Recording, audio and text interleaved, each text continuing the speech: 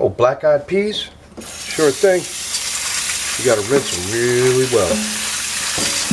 Give them a cold water rinse for a minute or so.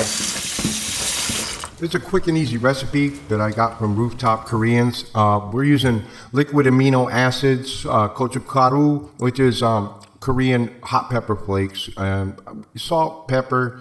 You can use garam masala. You bring the black-eyed peas up to a boil, then you turn it down to a low simmer for about 2 hours.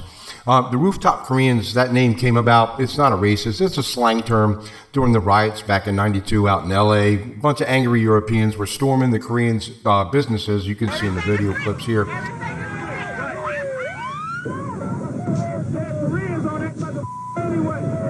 So they took to the rooftops with guns to protect their businesses. Anyway, some of the Koreans that migrated over here to the East Coast brought these spices and recipes, taught me how to cook these beans. Anyway, so here's the recipe I'm sharing with you.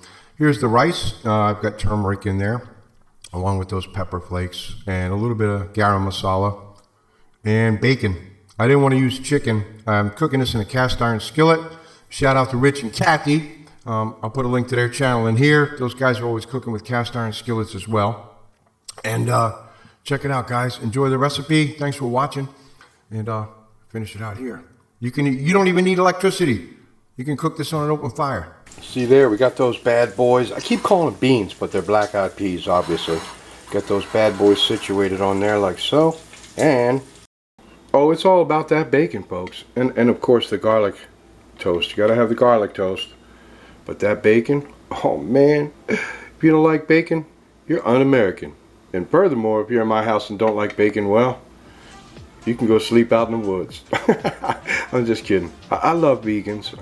I eat them too. I don't discriminate. Thanks for watching.